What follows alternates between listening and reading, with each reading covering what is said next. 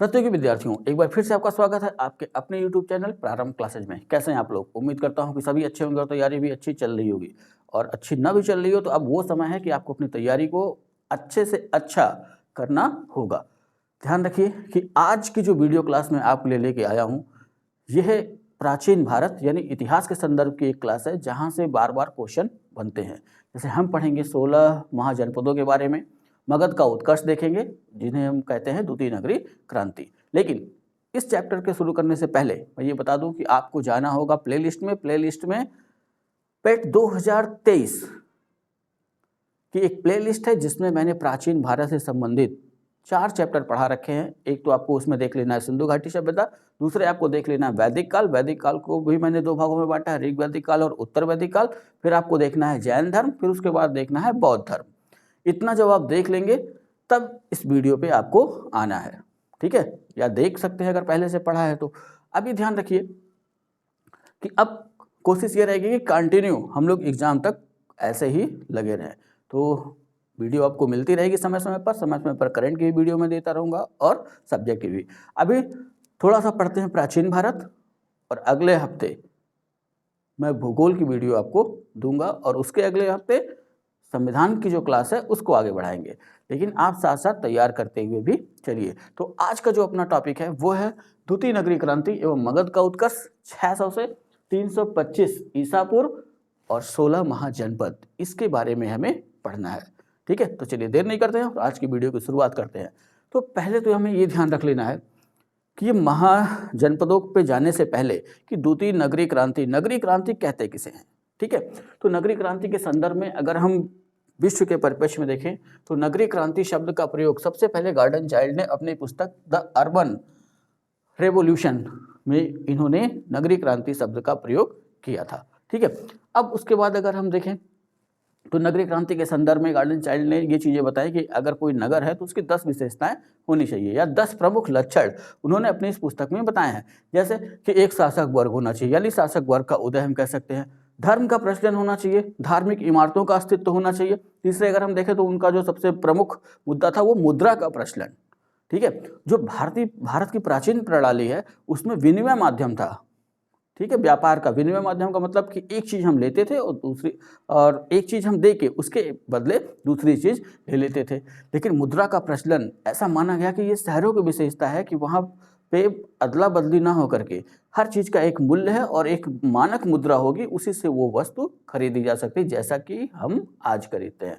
ठीक है, उसके बाद व्यापार और वाणिज्य का विकास, ये भी उन्होंने उसकी एक विशेषता बताई। लेखन कला का ज्ञान, ये विशेषता उन्होंने बताई।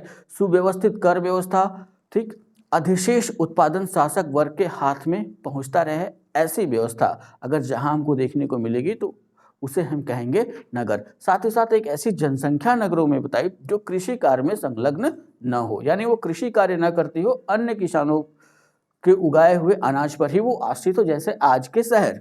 तो आज के शहर में जो शहर के रहने वाले हैं वो तो खेती नहीं करते, लेकिन जो गांव के किसान हैं वो जो उपजाते हैं उसी से उनका काम चल जाता है। तो ऐसे ही 10 लक्षण इन्होंने बताए नगरों के। ठीक है, तो अब थोड़ा सा पीछे चलते हैं। अगर भारत के संदर्भ में अगर पूछा जाए कि भारत की पहली नगरीय क्रांति कौन सी थी, तो भारत की पहली नगरीय क्रांति है हड़प्पा सभ्यता। ये ध्यान में रख लेना है। ठीक है, अब हड़प्पा सभ्यता का पतन हुआ और हड़प्पा सभ्यता के पतन के 1 से 1,500 साल बाद हम देखते हैं कि भारत में फिर से ग्रामीण व्यवस्था आती है, वो वैदिक काल के संदर्भ में। ठीक है, ऋग वैदिक काल और उत्तर वैदिक काल। अब ऋग वैदिक काल में जब हम पहुंचे तो वहां हमने क्या देखा कि ऋग वैदिक काल में जो कबीले थे उनका एक समूह था जिन्हें कहा गया जन। ठीक है, और ऋग वैदिक काल के बाद अगला काल उत्तर वैदिक काल। उत्तर वैदिक काल में ये जन बदल जाते हैं जनपद में। ठीक है, जैसे 2 जन मिले और एक जनपद हो गया। ठीक, और यही जनपद आगे चल के बदल जाते हैं महाजनपद में।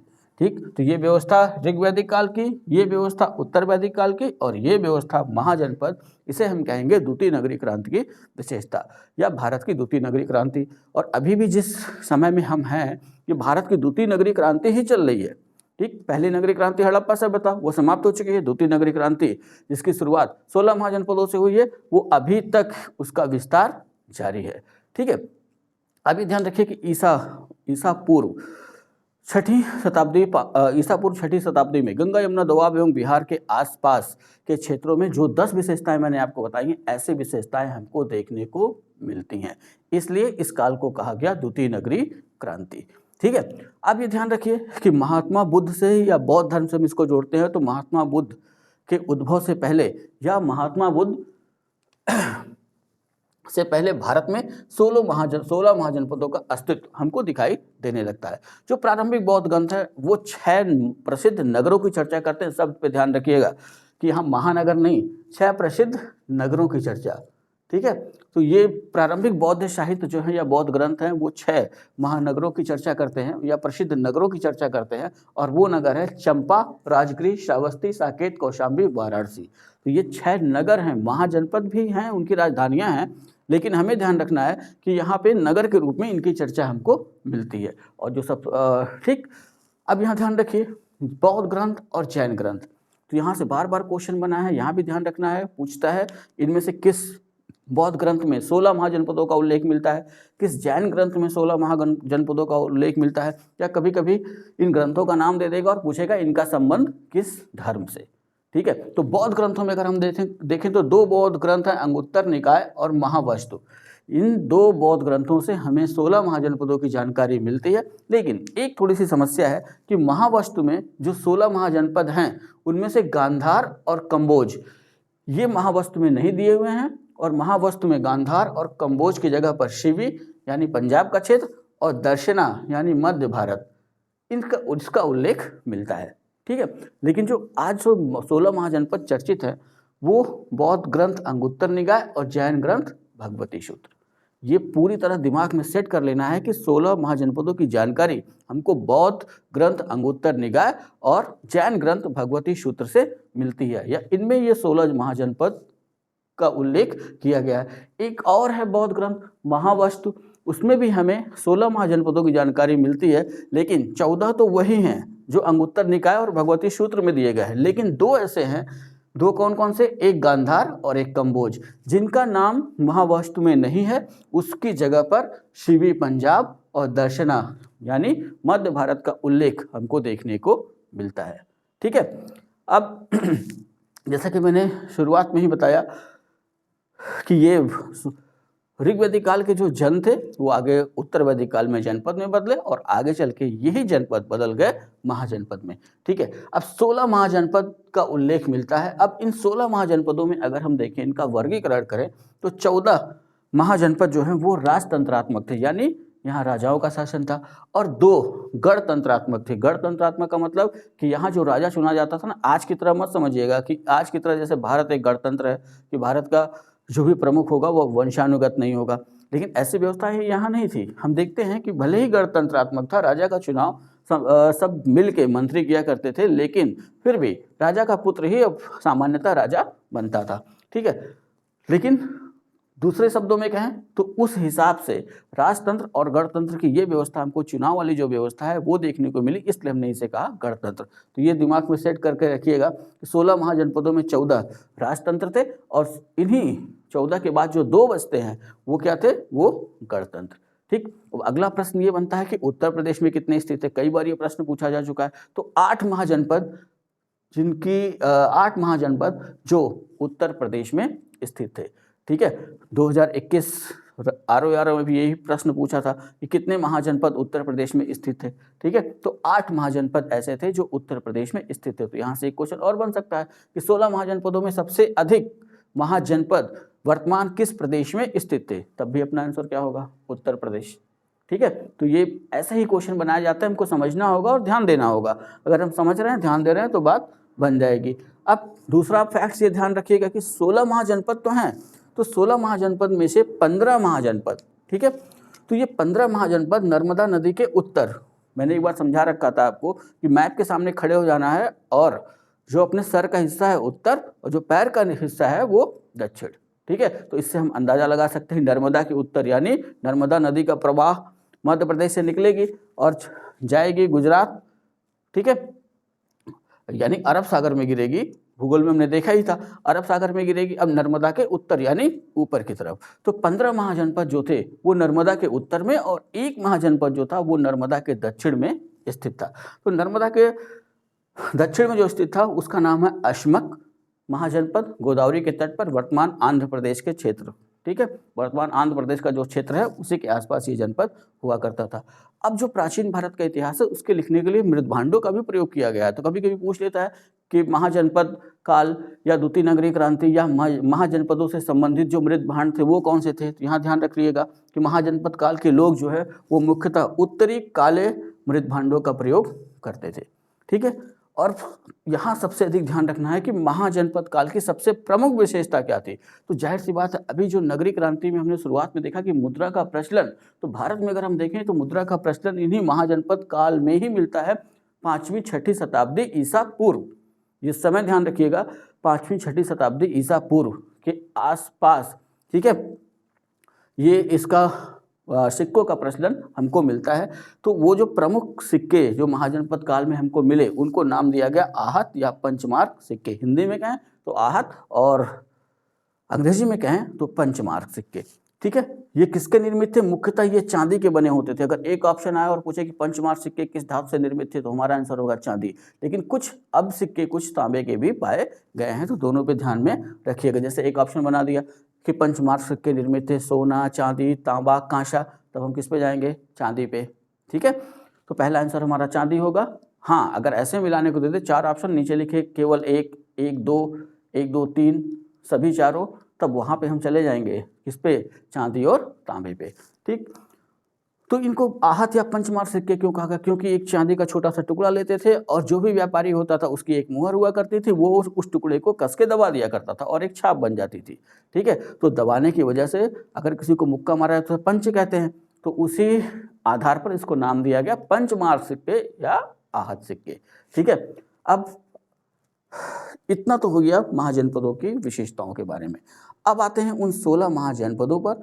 उन 16 महाजनपदों की राजधानियां देखते हैं और देखते हैं कि वर्तमान में उनका क्षेत्र कहाँ कहाँ स्थित है। ठीक है, तो जो अपना पहला महाजनपद है वो है अंग। ठीक, तो अंग की राजधानी की बात करें तो अंग की राजधानी है चंपा, और वर्तमान में अगर देखें तो बिहार का भागलपुर और मुंगेर जिला, इसके आसपास का जो क्षेत्र था वो अंग महाजनपद के तहत आता था। अगला जो महाजनपद है वो है अवंती, और अवंती महाजनपद 2 भागों में बटा हुआ था। एक था उत्तरी अवंती और दूसरा था दक्षिणी अवंती। तो उत्तरी अवंती की राजधानी थी उज्जैनी और दक्षिणी अवंती की राजधानी थी माहिष्मती। और क्षेत्र की बात करें तो दक्षिणी अवंती आप मालवा क्षेत्र मध्य प्रदेश की तरफ चलेंगे और उत्तरी अवंती उज्जैन का क्षेत्र इसमें शामिल था। ठीक है, तो यहाँ माहिष्मती तो सब लोग जानते होंगे बाहुबली से, तो ये माहिष्मती जो है अवंती की राजधानी थी, वो भी दक्षिणी अवंती की। ठीक, अगला जो महाजनपद है वो है कंबोज। हाँ, एक चीज ध्यान रखिएगा कि अवंती, उत्तरी अवंती और दक्षिणी अवंती का जो बंटवारा था वो इस तरीके से कि इन दोनों के बीच में एक नदी थी जिसका नाम था वेलवती। ठीक है, तो वेलवती नदी ही इसका विभाजन करती थी अवंती साम्राज्य का, कि उत्तर की तरफ जो साम्राज्य है उसकी राजधानी उज्जैन और दक्षिण की तरफ जो साम्राज्य है उसकी राजधानी माहिष्मती। ठीक, अगला महाजनपद कंबोज। कंबोज की राजधानी है हाटक या राजपुर। अब ये हाटक या राजपुर वर्तमान में अगर देखें तो दक्षिण पश्चिम कश्मीर, राजौरी जिला और उसी से सटा हुआ है कपिसा का क्षेत्र जो इस समय है अफगानिस्तान में। ठीक है, अगला महाजनपद गांधार। गांधार की राजधानी हम देखें तो गांधार की राजधानी है तक्षशिला, और तक्षशिला के संदर्भ में पेशावर और रावलपिंडी यानी पाकिस्तान के 2 शहर और काबुल घाटी, वहाँ ये गांधार महाजनपद स्थित था। अगला जो महाजनपद है वो है अश्मक। इस पर विशेष ध्यान रखिएगा। अश्मक, इसकी राजधानी है पोतन या पोटिल। ठीक, जैसा कि अभी शुरुआत में भी मैंने बोला कि दक्षिण भारत में स्थित एकमात्र महाजनपद जब गोदावरी के दक्षिण में है, नर्मदा के दक्षिण में है, तो नर्मदा के उत्तर में हम मान लेते हैं वो हिस्सा उत्तरी भारत का है। हिमालय, विंध्याचल और नर्मदा नदी ये डिवाइडेशन करती है उत्तर भारत और दक्षिण भारत का।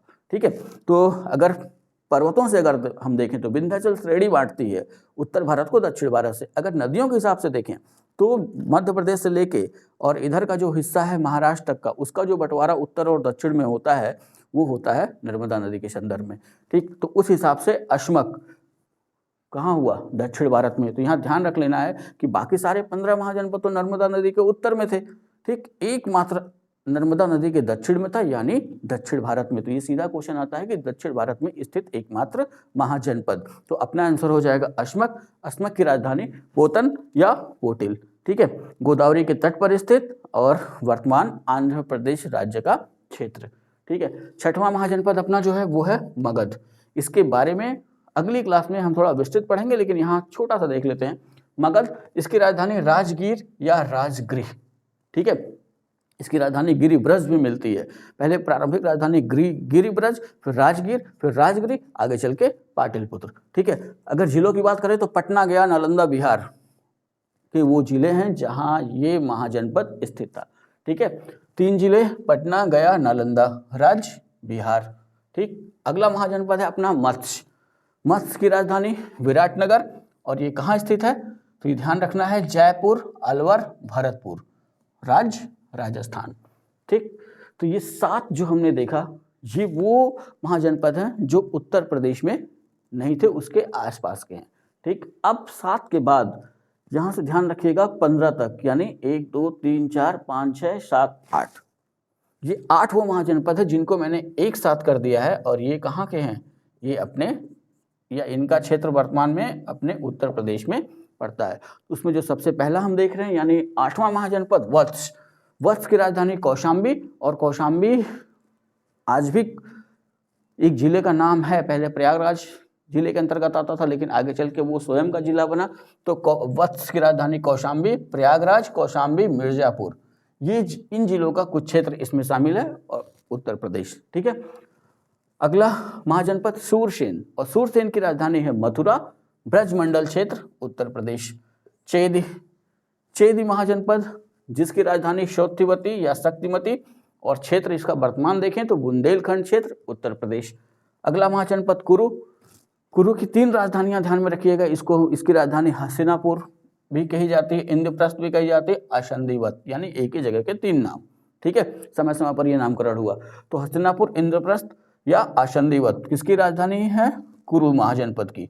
और इसका क्षेत्र मेरठ और मेरठ से लगा हुआ दिल्ली वाला क्षेत्र। ठीक है, और दक्षिण पूर्व हरियाणा, ये क्षेत्र है कुरु, या ये क्षेत्र था कुरु महाजनपद का उस समय। आज के हिसाब से देखें तो मेरठ, और मेरठ के साथ साथ दिल्ली का आधा क्षेत्र, और दिल्ली का वो क्षेत्र जो हरियाणा से लगा हुआ है, वो था कुरु महाजनपद के अधीन। अगला जो महाजनपद है वो है काशी। काशी, इसकी राजधानी वाराणसी, या उस समय इसको किस नाम से जानते थे, बनारस। ठीक है, अब बनारस हो गया वाराणसी। वर्तमान वाराणसी जिला उत्तर प्रदेश। लेकिन यहाँ ध्यान रख लेना है कि जिस वाराणसी की मैं बात कर रहा हूँ उस वाराणसी में ये वाराणसी तो रहेगा ही रहेगा, साथ ही वाराणसी के साथ चंदौली को जोड़ेंगे, चंदौली के साथ बलिया को जोड़ेंगे, बलिया के साथ गाजीपुर को भी जोड़ेंगे। ठीक है, मऊ जिला भी इसमें जुड़ेगा। ये सारा क्षेत्र था काशी का। अगला जो महाजनपद है वो पांचाल। पांचाल, इसकी भी 2 राजधानियां हमको मिलती हैं, एक है उत्तरी और एक है दक्षिणी। तो उत्तरी पांचाल की राजधानी है अहिच्छत्र, वर्तमान रामनगर, और रामनगर का जो क्षेत्र पड़ता है वो बरेली और बदायूं जिले में। ठीक है, बरेली, बदायूं, उत्तर प्रदेश। वैसे ही दक्षिणी पांचाल की राजधानी थी काम्पिल, फर्रुखाबाद, उत्तर प्रदेश। ठीक है, ये ध्यान में रख लीजिएगा। हाँ, ये महाभारत कालीन नगर हैं फर्रुखाबाद, बरेली, बदायूं, लेकिन इनके अलग अहिच्छत्र और काम्पिल। ठीक, इनकी चर्चा हमको महाभारत में ही भी इन नगरों की चर्चा मिलती है। अगला जो महाजनपद है वो है कौशल।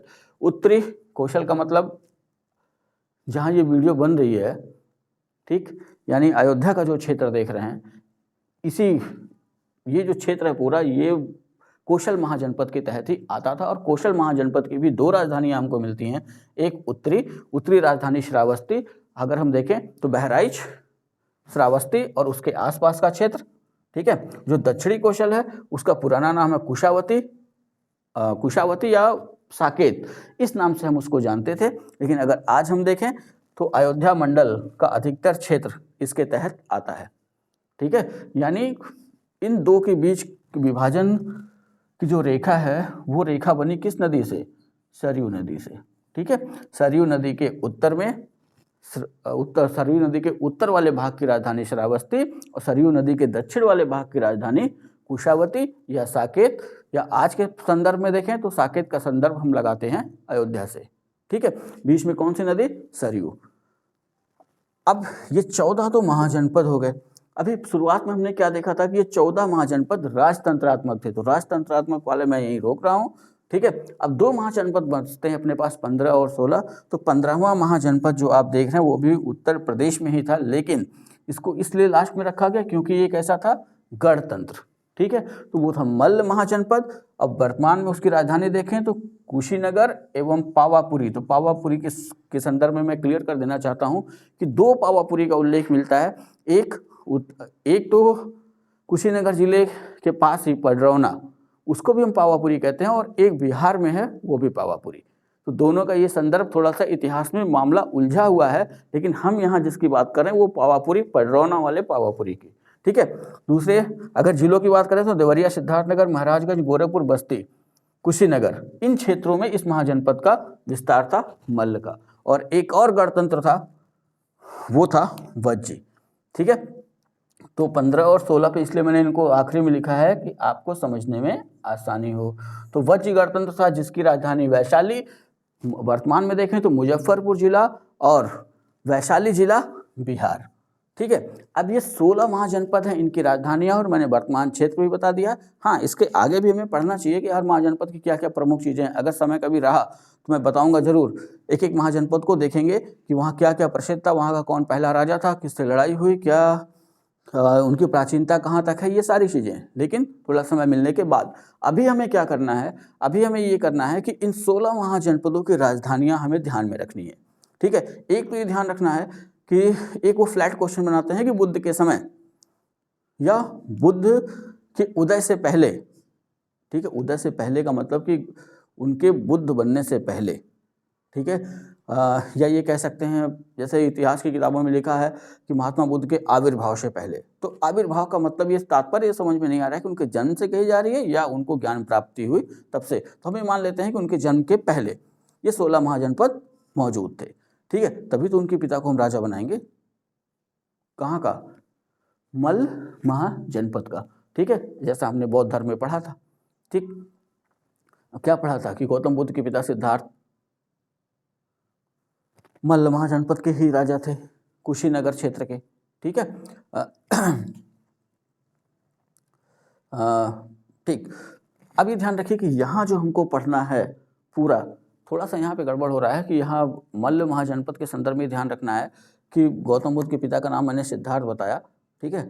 वो अगर देखा जाए तो उनका संबंध किस क्षत्रिय वर्ण से था वो आपको बताना होगा, ठीक है। किस कुल के थे, ये संदर्भ यहाँ पे रखना, वो आप देखेंगे जो हमने बौद्ध धर्म पढ़ाया था वहाँ पीछे। अब यहाँ जो हमें याद रखना है वो ये ध्यान रखना है कि 16 महाजनपद, इनकी राजधानियाँ और इनका वर्तमान क्षेत्र, ठीक है। वो इसलिए ध्यान में रखना है कि यहाँ से कई क्वेश्चन बनते हैं, कई तरह के क्वेश्चन बनते हैं, और अगर यहाँ से क्वेश्चन बनाया जाए तो अमूमन हमें वो उलझा सकते हैं पूरे पार्ट में, ठीक। अब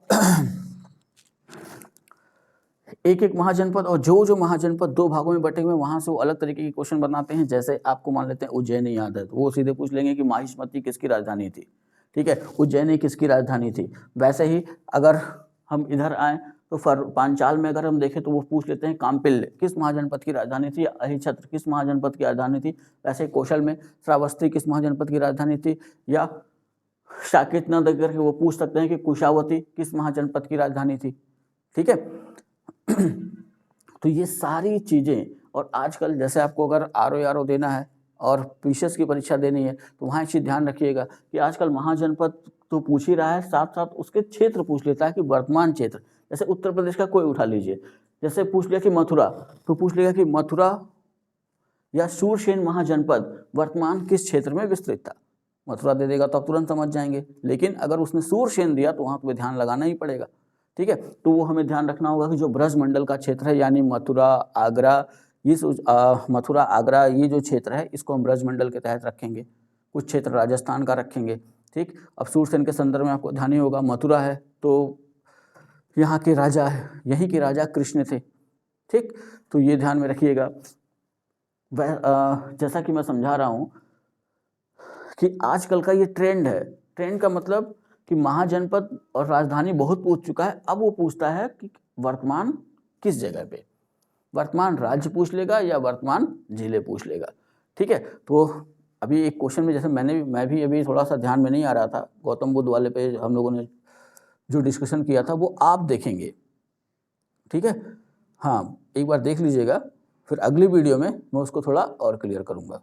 ठीक, तो इतना आपको करना है तैयार और इंतजार करना है अगली वीडियो का जो मिलेगी आपको कल इसी के आगे। और कल हम देखेंगे मगध का उत्कर्ष, कि मगध साम्राज्य का उत्कर्ष कैसे हुआ, प्रारंभिक जो 3 वंश हैं उनके बारे में हम देखेंगे। ठीक है, हाँ उसके बाद पहुंचेंगे मौर्य वंश पे। तो इतना तैयार करिए और अच्छे से तैयार करिए। मिलते हैं नेक्स्ट वीडियो में, तब तक के लिए जय हिंद।